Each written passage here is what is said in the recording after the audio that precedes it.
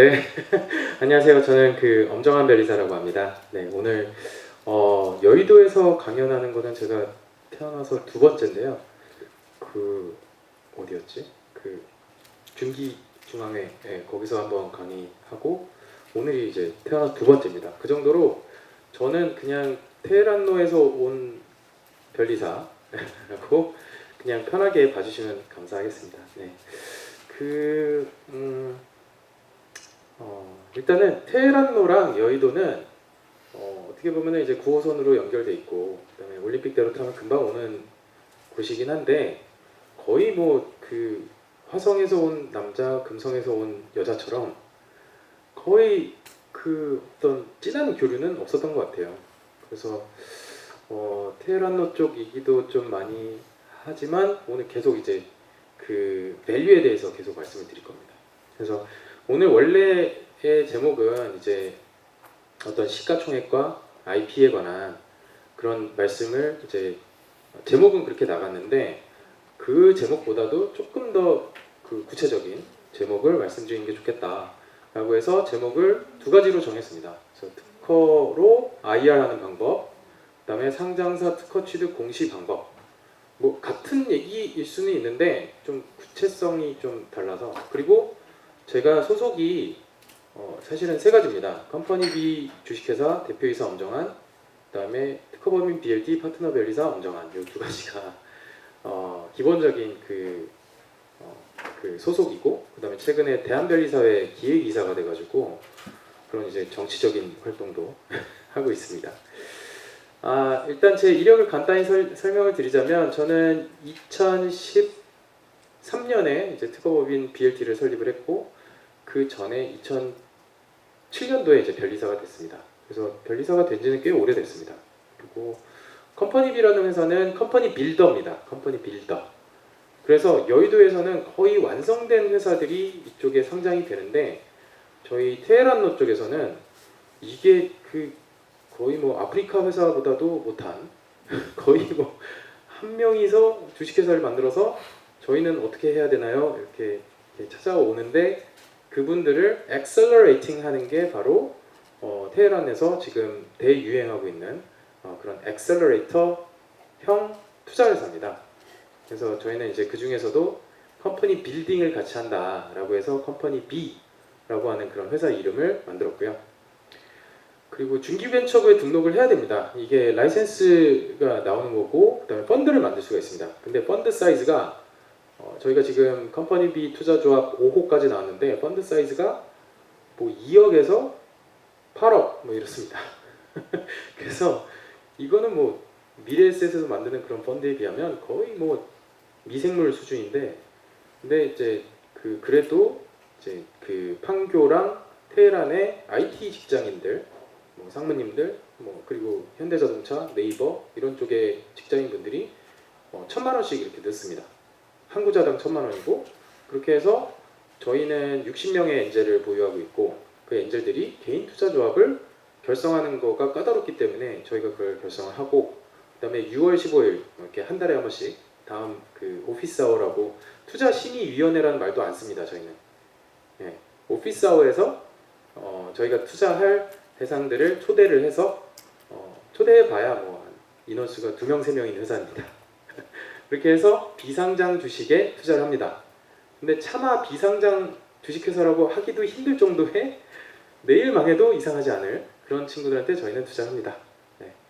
그래서 오피스 아워라는 거를 저희가 매달 운영을 하고, 거기에 이제 뭐 가락전자 회장님도 오시고, 그다음에 뭐 이렇게 네이버 부장님도 오시고, 이렇게 소득공제 효과가 1년에 3,000만 원씩 소득공제 100%가 되기 때문에, 그렇게 해서 세 구자씩 이렇게 하면서 조합원들은 스타트업들한테, 야, 내가 살아보니까 네 아이템은 세상을 바꿀 것 같긴 한데 이렇게 조금만 더 하면은 괜찮을 것 같아. 더. 그리고 내가 아는 누가 있는데 그 분을 찾아가 봐. 뭐 아시아경제에 뭐 전필성 부장님이 계시는데 한번 찾아봐. 뭐 이런 식으로 이제 가이던스를 줍니다. 저희는 그 기업의 경영에 관여하지는 않는데, 이제 술 사주고 밥 사주고 커피 사주고, 이제 그 친구들이 나아갈 방향을 좀 더 고생을 덜하도록 하는 역할을 하는 게 바로 컴퍼니 빌더, 그다음에 엑셀러레이터라고 합니다. 그래서 저희가 현재까지 40개 정도 투자를 했고요. 그다음에 특허 사무소는 한 1,800개 정도의 플랜트가 있습니다. 그래서 되게 많은 일들이 일어나고요.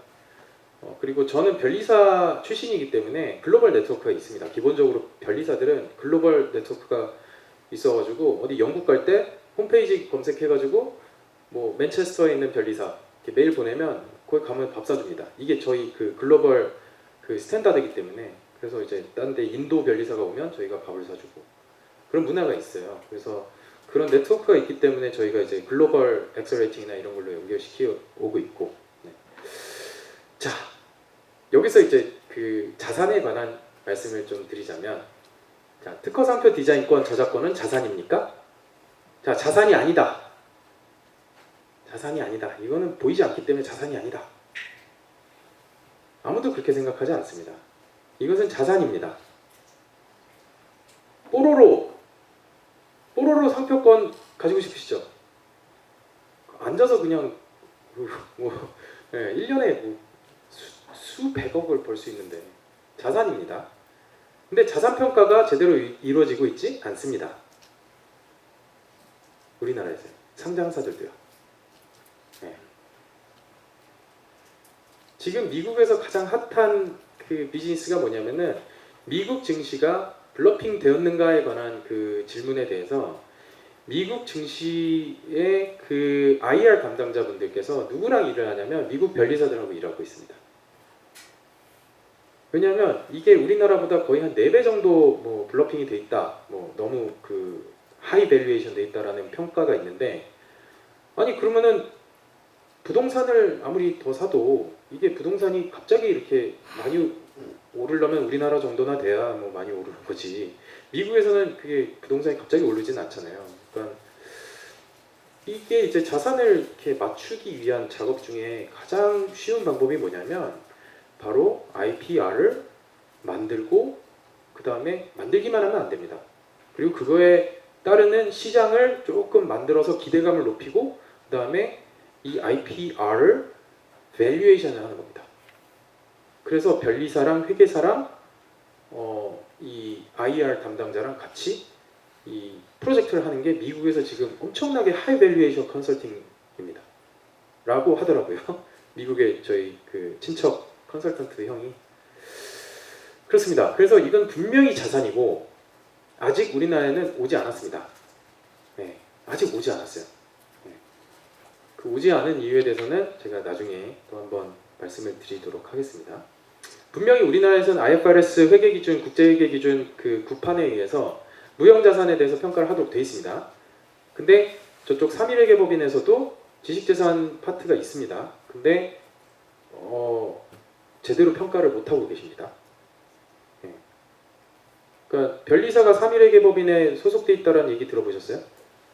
아직 없습니다. 한투파는 변리사를 데리고 왔습니다. 제 동기 그 정순욱 변리사. 그래서 한투파는 변리사를 데려갔고 산업은행, 기업은행, 신한은행은 변리사를 데려갔습니다. 근데 변리사 혼자만으로는 또 이게 안 됩니다. 왜냐면 너무 큰 거기 때문에. 네, 그래서 아직 안 왔습니다만 굉장히 큰 기회가 있다는 것은 확신합니다. 그래서 저희가 아시아경제신문이랑 유튜브 방송을 하죠. 네, 특허로 급등주 열심히 찾아보자.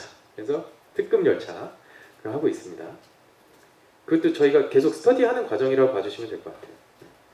자, 그리고 자산이 급격히 변하면 공시하여야 하는가? 자, 공시 안 해도 된다. 손 들어주세요. 자산, 이 기업의 상장사가 자산이 급격히 변하면 공시를 안 해도 된다. 네, 매출의 10% 언더의 그런 계약이라면 공시를 하지 않아도 된다고 합니다. 저 잘 모릅니다. 근데 요번에 그 코로나 키트 파는 회사들이 되게 많았는데 공시를 다 하지는 않더라고요. 소물량으로 쪼개서 팔고 뭐 그런 예외는 있지만 급격히 변하면 공시하는 게 맞습니다. 자, 근데 특허 등록을 받았어요. 자산이 급격히 늘어난 걸까요? 알 수가 없습니다. 특허 등록 시에는 알 수가 없습니다. 왜냐하면 등록된 특허는 권리임이 확실한데 근데 이 등록된 특허권에 의해서 과연 손해배상금을 얼마를 받을 수 있을지는 물건이 나와서 그 홈쇼핑에서 대박이 나가지고 막 그 스팀 청소기 막 이런 거 한 4번 완판 이 정도 되면은 이제 올라갑니다. 근데 작년에 아니다 올해 3월달에 그런 일이 있었어요. 벽걸이형 에어컨 파는 파세코였나?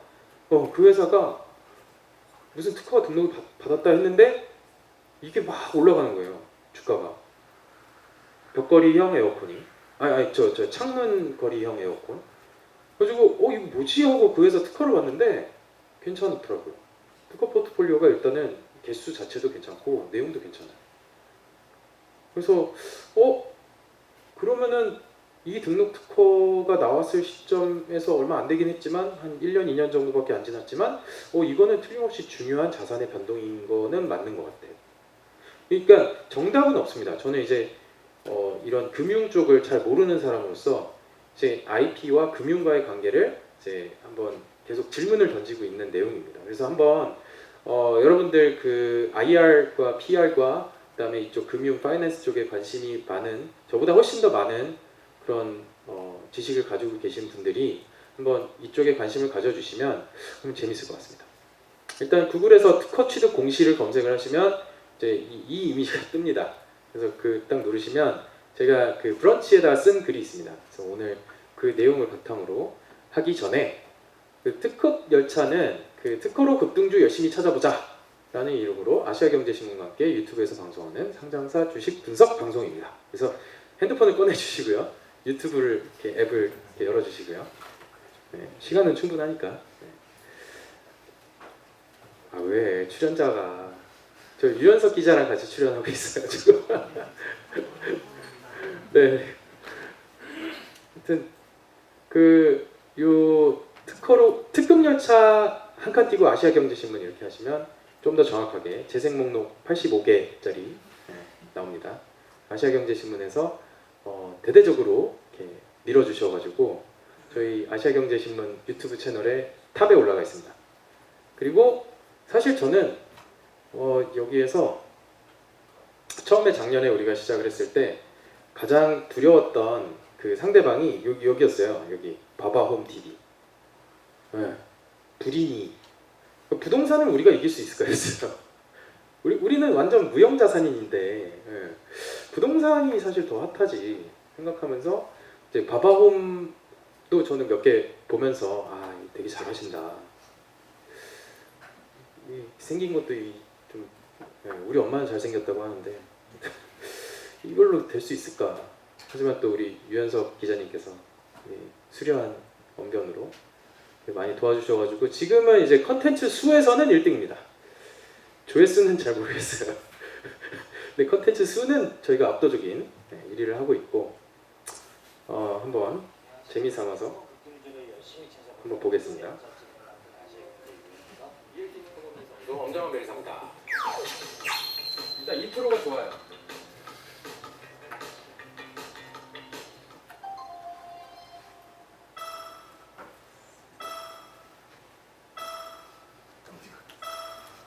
최근에 2차 전지가 좀 핫한데 2차 전지라기보다는 지금 테슬라에서 반자율주행 소프트웨어 업데이트가 있었어요. 차선 변경도 해주고 속도 조절도 해주고 목적지까지 테슬라가 굉장히 빠르게 올라가고 있기 때문에 이에 영향을 받을 수 있는 관련된 그런 주식들로 한번 모아봤습니다.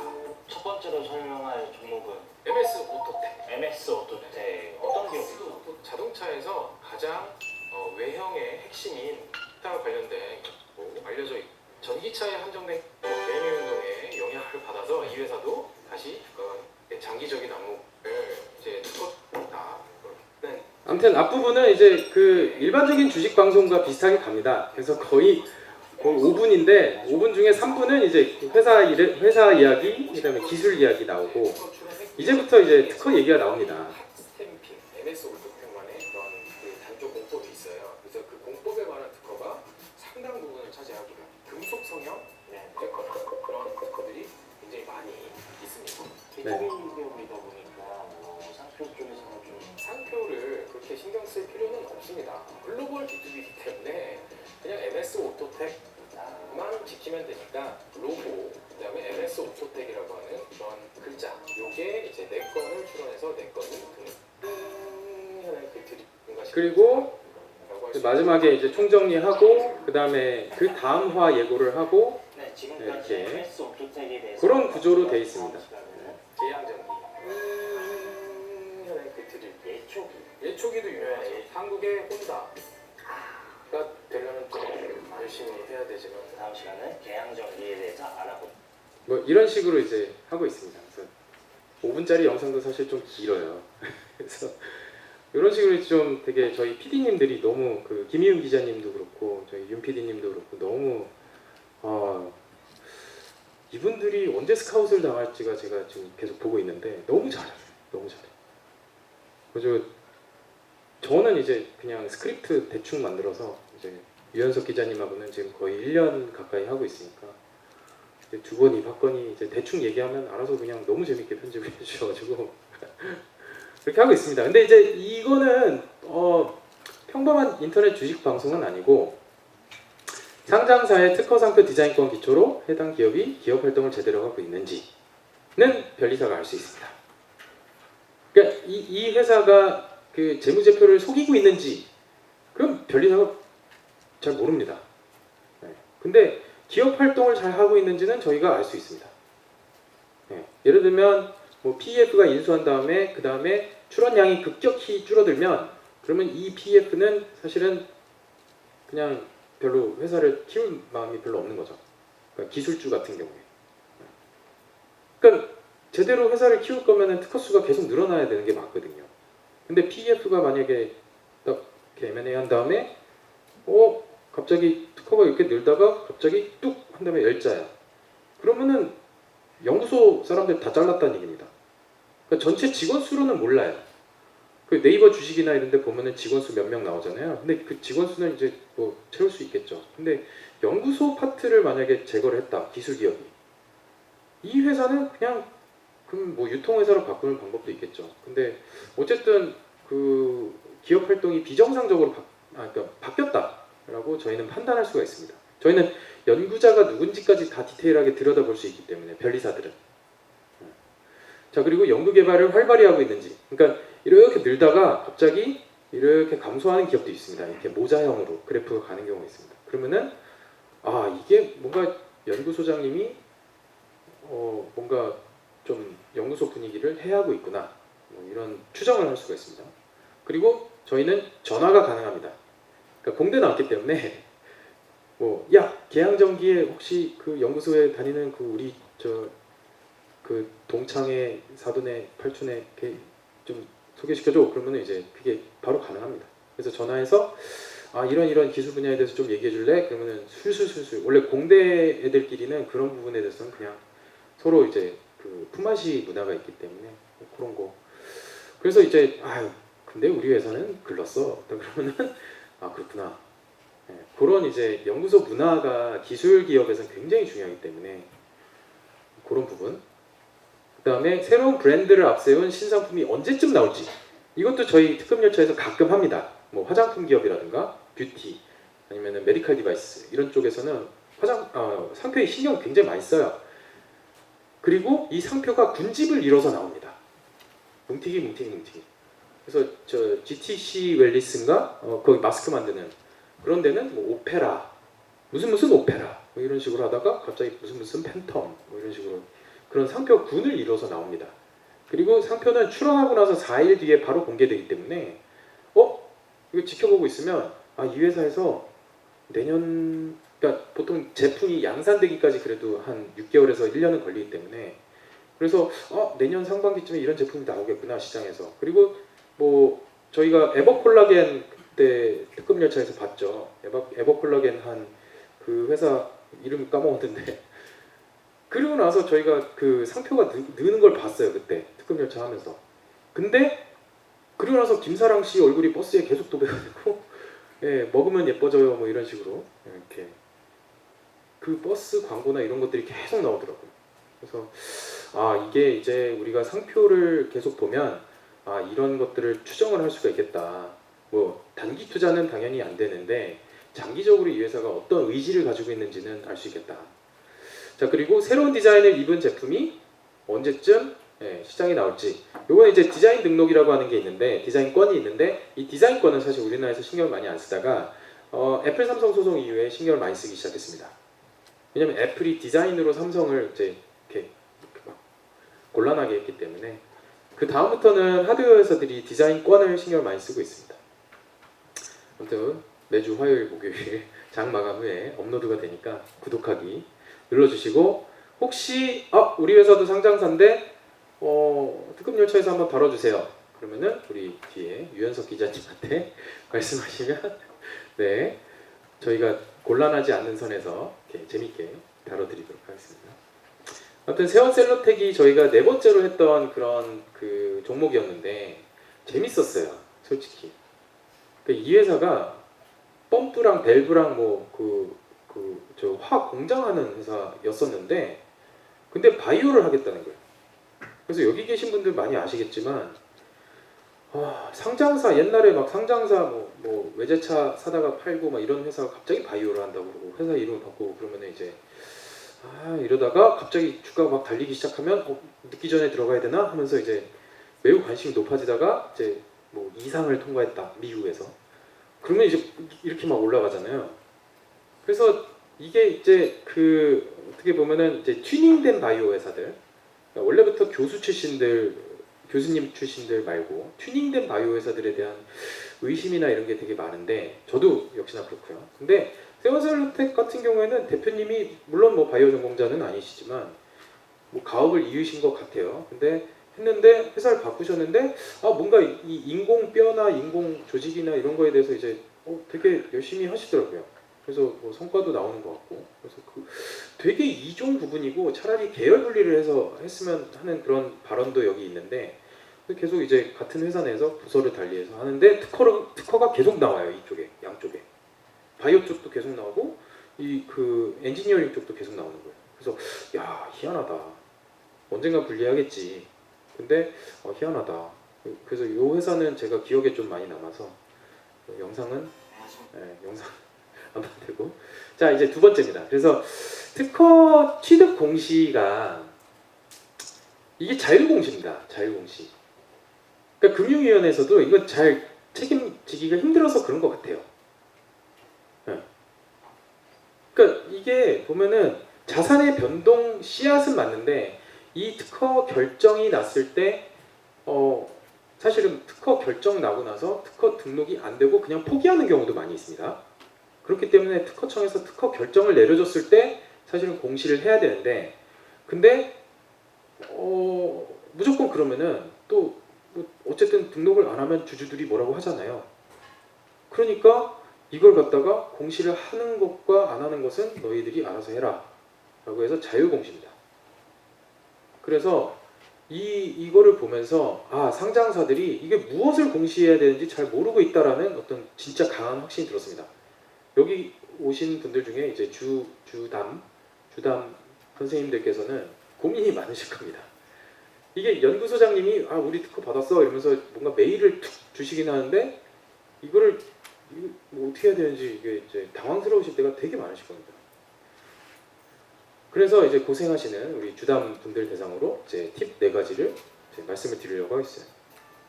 이거는 왜 또 나오냐면, 이글루 시큐리티라는 회사가 이제 저희를 그런 이유에서 찾아왔었어요.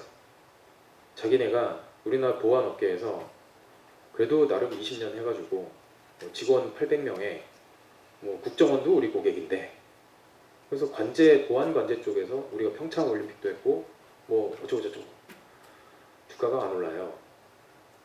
그래서 그러면 일단은 변리사를 찾아오신 이유가 일단 그 특허를 이용해서 뭔가 그런 이벤트를 만들고 싶어 하시는 거 아닌가요? 했더니 그렇대. 잘 찾아오셨습니다.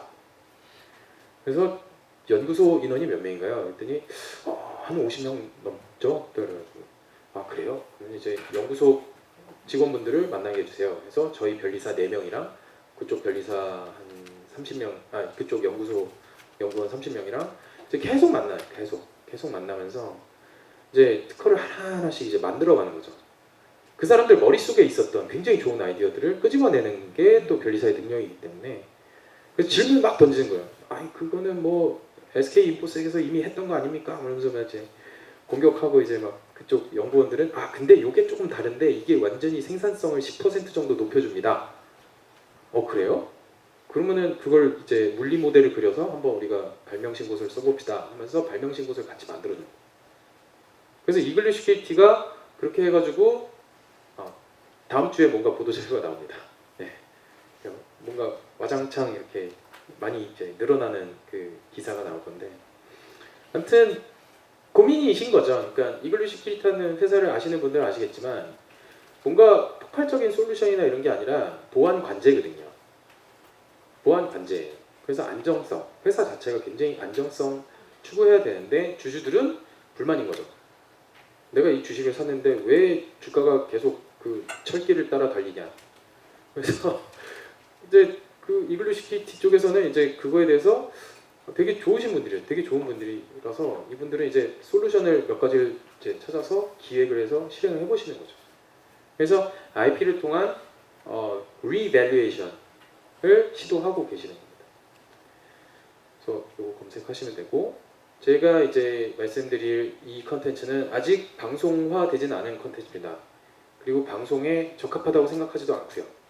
이건 뭐냐면 공시가 나올 때마다, 특허 취득 공시가 나올 때마다 이제 제가 그것들을 보고 이 공시에 담겨 있는 내용이 무엇인가를 설명하는 그런 내용입니다. 더럽게 재미없습니다. 네. 정말 재미없습니다. 이건. 벌써 네. 10번째 조회수도 엄청 낮습니다. 앞에는 뭐 주가 정보가 나오는데 이게 이제 네오팩트라는 상장사의 이게 제 파트너 특허법인 BLT의 유철현 대표. 그러니까 이거는 특급 열차보다 한 뎁스 더 내려간 겁니다. 그래서 특허를 요번에 이 회사가 취득을 했다는데 과연 도움이 될지를 특허 청구항까지 들어가는 겁니다. 특급 열차는 특허 청구항 들어가면 안 돼요. 재미가 없어져요. 근데 이거는 공시직색이라고 해가지고 공시를 빨리 본다라는 거예요. 근데 저도 요즘에 바빠가지고 안 하고 있는데, 근데 이게 뭐냐면 이제부터 더 재미없는 거를 보여드릴게요. 그렇습니다. 이 청구항을 해설을 해줍니다. 그러면서 이 회사가 특허를 받았다고 하는 공시한 이 특허의 내용이 과연 어디까지 독점권을 확보하고 있는지 설명을 합니다만 시장적으로는 의미가 그렇게 크지 않습니다. 왜냐하면 이 회사가 이 제품을 출시한 지가 얼마 안 됐거든요. 그러니까 재활 디바이스 중에 이제 이 상지 재활 쪽, 상지 재활 쪽에 이제 그 여러 가지 훈련 방법이 있는데 특히나 얘는 스마트 보드를 이렇게 만들어서 하는 겁니다. 이게 얼마나 팔릴까요? 아직은 잘 모릅니다. 근데 조금씩 팔리고 있어요. 국립재활원, 삼성 서울병원, 아산병원 등등등에서 다 이제 사기 시작했습니다. 하지만 큰 시장은 아직까지는 아닙니다. 그렇기 때문에 이 특허가 아무리 등록됐다고 하더라도 시장적인 의미가 크지 않을 수 있다. 다만 사람들은 특허를 좋아하기 때문에 이게 문과든 이과든 상관없이 뭔가 특허를 받았다라고 하면 사람들이 좋아해요. 뭔가 있어 보이거든요. 그러면서 이제 특허청을 욕하기 시작하죠. 야 이거 특허 받은 계란말이라면서 이거 왜 계란 껍질이 왜 들어가 있어? 그러니까 어떤 그 프로덕트의 그 퀄리파이는 인증업체에서 하는 거고요. 이 특허청에서 하는 거는 이 아이디어가 새로운 것이냐만 보는 겁니다. 효과가 얼마나 있는지에 대해서는 그건 식약청에서 하는 일이고요. 특허청에서 하는 심사는 이 물질 구성이 새로운 것이냐를 보는 겁니다. 근데 사람들은 대부분 이걸 잘 구별을 못하기 때문에 예를 들면 모 바이오 회사에서 이번에 특허를 와장창 받았습니다. 그럼 주가가 막 올라요. 바이오 쪽에서는 사실 등록 특허 받는 게 쉽지는 않습니다. 근데 이 어떤 기술에 대한 퀄리파이랑 그 다음에 기술 구성, 그러니까 발명의 구성에 관한 신규성, 노벨티라고 하는데 신규성에 대한 서티피케이션은 달라요. 이게 언제부터 달라졌냐면 영국에서부터 달라진 거예요. 산업혁명 시기 때부터. 그러니까 제임스 와트가 그때 증기 기관을 만들었는데 특허 등록을 받았어요. 근데 제임스 와트가 계속 망했어요. 한 5년 넘게 망했어요. 그러니까 이 응축기를 그 증기기관에다 붙여서 이 증기기관의 파워를 빰빰 뿜어내는 그거를 제임스 와트가 만들었어요. 증기기관 처음 만든 사람 그 제임스 와트가 아니에요. 응축기를 거기다 붙인 게 제임스 와트예요. 구성이 새롭기 때문에 영국 특허청에서 당연히 등록을 줬어요. 근데 제임스 와트가 이걸 제대로 못 만들었어요. 그때 광산을 가지고 있던 베이커라는 사람이 돈을 많이 벌었어요. 그래서 베이커가 와가지고 영국 특허청에서 이렇게 막 보다가 이 친구는 그러니까 지금으로 따지면은 거의 뭐 그 전기차라고 보셔도 돼요. 그러니까 이쪽 분야에 관심이 있고 전기차가 디젤을 대체할 거기 때문에 라고 해서 전기차 쪽에 지금 투자해 주신 분 많잖아요. 그처럼 그때 당시에 베이커가 전기기관이 뭔가 있는 것 같아. 그러면서 특허청 가서 이걸 본 거예요. 1700년대, 1800년대인가? 봤는데 제임스 와트라는 애가 이런 특허를 냈어. 그래가지고 거기 주소가 써 있는 거예요. 특허증에는 무조건 발명가의 주소가 써 있어요. 써 있어야 돼요. 그거는 저희 업계에서의 그 역사예요. 역사. 그래서 발명가를 찾아가는 게 특허증의 존재 이유예요. 그래서 베이커가 내 돈 받아라. 그래가지고 왓슨 앤 베이커라는 회사가 만들어지게 되고 그게 산업혁명을 일으키게 되는 거죠.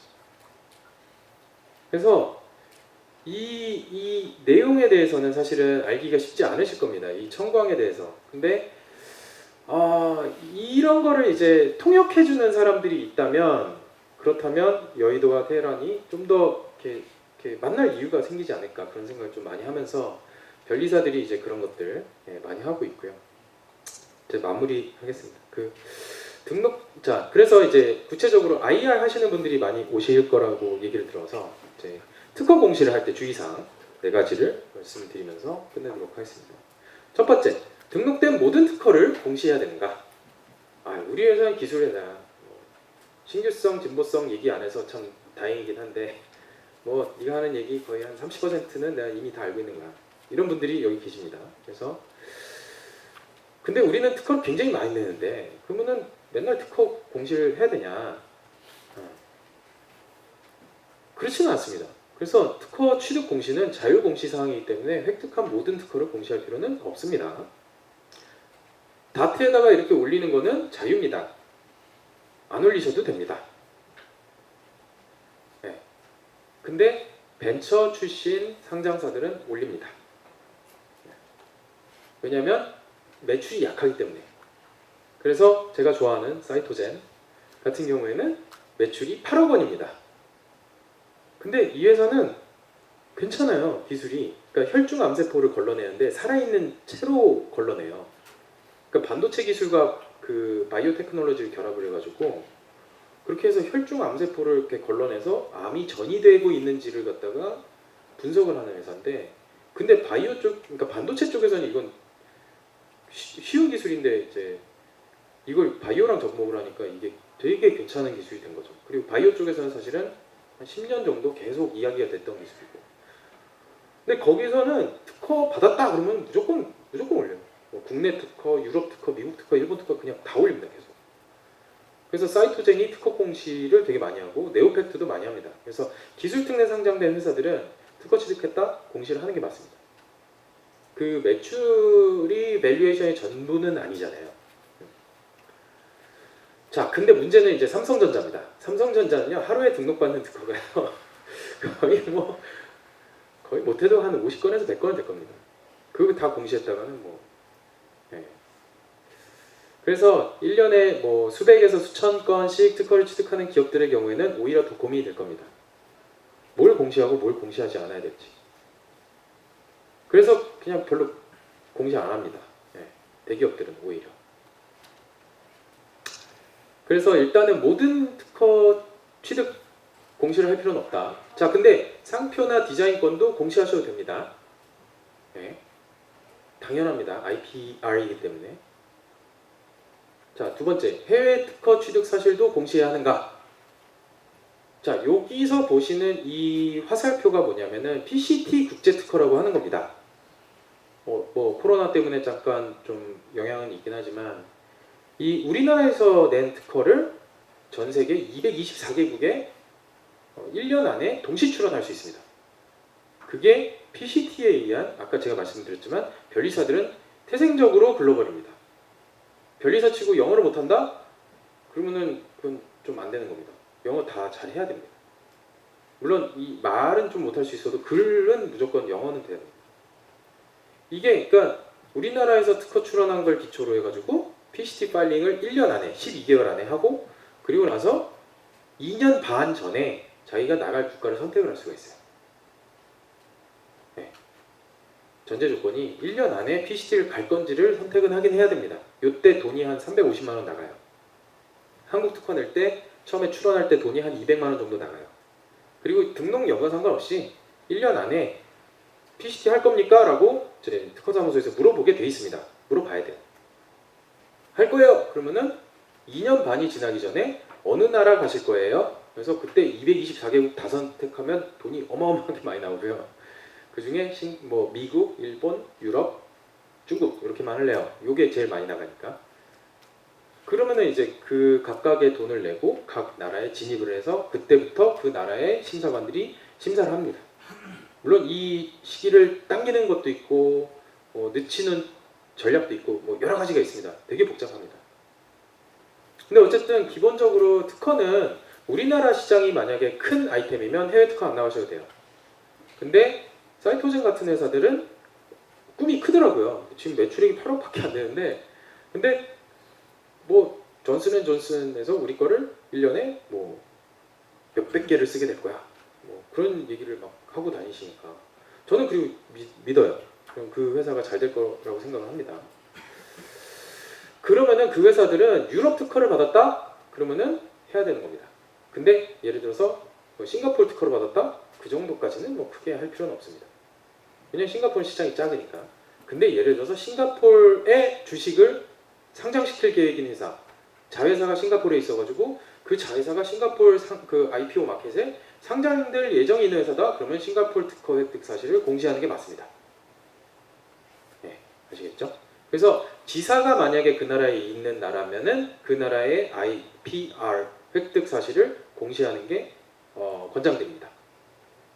네, 뭐 베트남에 또 상장 그 마켓이 있으니까 그렇습니다. 그래서 이거는 마켓 사이즈에 따라서 판단을 하시면 될 일이라고 보시면 될 것 같습니다. 근데 마켓이라고 하는 게 이 섹터마다 다르니까 그것도 딱 어느 나라는 하시고 어느 나라는 하지 마시고 이렇게 말씀을 못 드리겠습니다. 기업의 사정마다 반영을 하시면 됩니다. 자, 세 번째, 언제 공시할 것인가? 이거 되게 민감한 문제입니다. 그래서 제가 공시직색을 조금 하다가 이렇게 조금 딜레이를 하는 게 이게 보면은요 언제 공시를 할 것인가 되게 중요합니다. 왜냐면 물론 특허청에서 등록 결정이 딱 나고 등록료를 납부를 하면 그러면은 내용이 전부 공개가 됩니다. 그게 등록 공보라고 합니다. 그러니까 등록이 됐다는 사실을 공개적으로 보고하는 보고서입니다. 특허청의 의무예요. 이거는 시스템 뻑이 났다 하더라도 무조건 종이로 출력해서라도 특허청에서는 공보해야 됩니다. 근데 문제는 특허청 심사관이 심사 막 하는데 이거 새롭네요. 그래서 등록 결정을 합니다.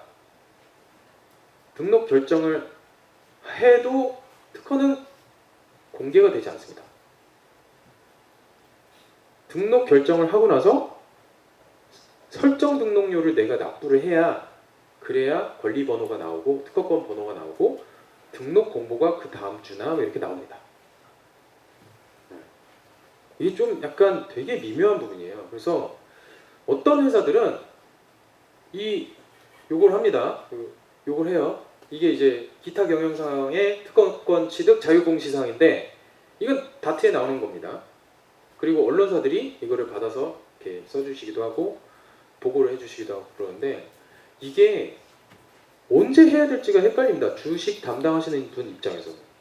그러니까 만약에 심사관이 등록 결정을 해서 그게 우리 대리하는 변리사들한테 오고 변리사들이 전달했잖아요. 그때 이거를 올리시는 회사가 있고요. 그 다음에 등록 결정이 나와서 등록 번호가 다 나오고 나서 이거를 하시는 분들이 있습니다. 아직 이게 보면은 뭐가 답이다라는 게 없어요. 뭐가 답이라는 게 없습니다. 근데 저는 개인적으로는 등록을 어차피 시킬 거라고 한다면 그러면은 어차피 등록을 할 거라고 한다면 특허 결정 났을 때 공개를 하는 게 IPO의 취지에 맞다라고 생각을 합니다. 등록 결정을 받았습니다. 등록 번호는 아직 안 나왔어요. 납부를 안 해서 아직. 하지만 제목은 뭡니다. 그리고 내용을 구체적으로 쓸 필요 전혀 없어요. 하지만 우리가 이런 분야에 대해서 특허를 받았습니다. 뭐가 기대됩니다. 공시해도 됩니다. 왜냐면 특허 결정을 받았고 우리가 납부할 생각이니까. 권리를 확보할 생각이니까. 그러면은 그때 하셔도 되고요. 그리고 저는 개인적으로는 이 앞단에서 하는 게 맞다라고 윤리적으로는 그게 맞다라고 생각을 하고요. 근데 이제 뒤에 번호를 이제 쓰는 란이 있습니다. 네, 그래서 이제 특허권의 주요 내용 해가지고 이렇게 앞에 명칭이 뭐고 특허 주요 내용이 뭐고 특허권자가 뭐고 특허 취득일자가 뭐고 그 여기 보면 기타 투자 판단에 어딨냐? 네, 그리고 여기 기타 투자 판단에 참고할 사항이라고 해가지고 여기에 이제 출원 번호를 쓰는 경우도 있고 등록 번호를 쓰는 경우도 있고 뭐 그냥 번호 안 쓰는 경우도 있고요. 근데 이게 그 IR 담당자 입장에서는 이게 누구한테 물어보기가 어렵습니다. 다른 상장사의 IR 담당자분한테 물어봐도 그 뭐 일단 번호 하나만 일단 넣으면 돼 이런 식으로 말씀해 주시는 선배님들도 계시고 근데 이렇게 애매할 경우에는 공시를 2번 하셔도 됩니다. 그러니까 등록 결정 나왔을 때 이런 내용에 대해서 뭐 등록 결정 받았습니다. 간단히 그리고 나서 등록번호가 나왔을 때 청구항이나 이런 내용까지 뭐 상세하게 쫙 뭐 그렇게 하셔도 별 문제는 없습니다. 자유공시이기 때문에. 그때 나오는 거는 번호가 나와야겠죠. 네, 번호가 나와야겠죠. 그래서 이게 보면은 이 특허 취득일자라고 하는 그 표현도 사실 이게 잘못된 표현이라고 생각을 합니다. 저는. 왜냐하면 특허 등록 결정을 받잖아요. 그러면 권리가 일단은 어느 정도 준 확보된 상태예요. 왜냐하면 선택권이 이제 출원인한테 있는 거거든요. 그 전까지는 특허청한테 선택권이 있었는데 특허 등록 결정을 받으면 우리한테 선택권이 있는 거예요.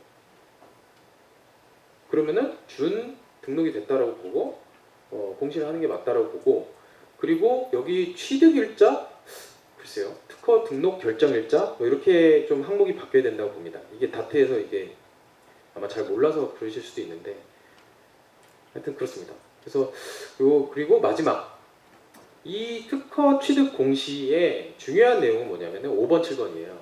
그래서 특허 활용 계획, 기타 투자 판단에 참고할 사항 이 부분을 잘 써야 됩니다. 아직 표준이나 이런 게 없기 때문에 잘 쓴다는 게 어떤 건지는 명확하지 않습니다. 하지만 우리 주주들 입장에서는 좀 이게 특허를 받았다고 하는데 제목만 봤을 때는 뭐 거의 뭐 4차 산업혁명의 뭐 완성체인 것 같은 그런 특허 제목을 가지고 있는데 내용을 보면은 이게 알 수가 없는. 그래서 이 키프리스라고 특허 검색 사이트가 있습니다. 특허청에서 우리 세금으로 만든. 근데 이제 키프리스 가서 내용을 쳐보시는 주주들도 간혹 있습니다. 극도로 적지만. 근데 키프리스는 전부 다 공개되어 있는 시스템이기 때문에 거기서 다 내용 보실 수 있어요. 우리 윤 PD님도 키프리스 명인이 되셨습니다. 아시아경제 네, 영상 만들다 보면 키프리스 화면이 꼭 들어가야 되거든요. 무료고 데이터베이스. 아무튼 그렇습니다. 그래서 이 5번, 7번이 뭐냐면 1번부터 이제 4번까지는 어떤 객관적인 내용이고 특허 활용 계획이 이제 이 회사에서 사이토젠에서 저는 사이토젠 좀 좋아하는 이유가 정성을 들여요. 그래도 뭐라도 좀 이렇게 좀 설명 좀 하려고 그래요. 뭐 그게 뭐 마케팅일 수는 있겠죠. 근데 어쨌든 이게 CTC 혈중 암세포를 검출하기 위해서 미세 유체 장치랑 필터랑 칩이랑 어쩌고저쩌고 하는데 이게 이제 보니까 뭐 번호는 몇 번이고 뭐 유럽에다가 여기 딱 나오잖아요. 유럽 대리인에게 납부한 날짜다. 그러니까 사이토젠이 그거에 대해서 고민을 했던 거예요. 이거 공시를 언제 해야 되는지. 근데 확실히 그쪽 유럽 벨리스한테 돈을 보냈다는 거는 등록을 설정하겠다라는 의사표시이기 때문에 이렇게 한 게 맞지 않을까 하면서 사이토젠 IR 담당자는 이렇게 쓴 거예요. 이건 어느 게 정답이 정해져 있지는 않아요. 그래서 그렇게 되면은 어느 정도 이 IPR의 우리 회사 밸류에 뭐 플러스가 되겠죠. 무조건 플러스는 됩니다. 특허를 취득했다, 상표를 취득했다, 디자인권을 취득했다. 그거는 이제 도움이 되는 거니까. 그래서 그런 것 같습니다. 그 공시라고 하는 게 뭐 기본이죠, 기본 중에 기본이고. 근데 그 특허 취득 공시가 이게 좋은 시그널입니다, 무조건. 근데 이 그 과거에 그런 사례들이 많이 있었습니다. 뭐 좀 잘 되고 있는지 모르겠지만 뭐 인스프린트 뭐 그런 이제 태블릿 만드는 회사들. 그러니까 특허 공시를 너무 많이 하면서 이제 주가 관리에 좀 이렇게 도움이 되지 않을까 하면서 많이 하다가 결국에는 이제 좀 회사가 잘 안 되면서 아 특허 취득 공시를 하면은 회사가 잘 안 되는구나 이런 시그널을 줬던 그런 사건들이 많이 있습니다. 그래서 아마 이 여의도 쪽에서는 그런 부분에 대해서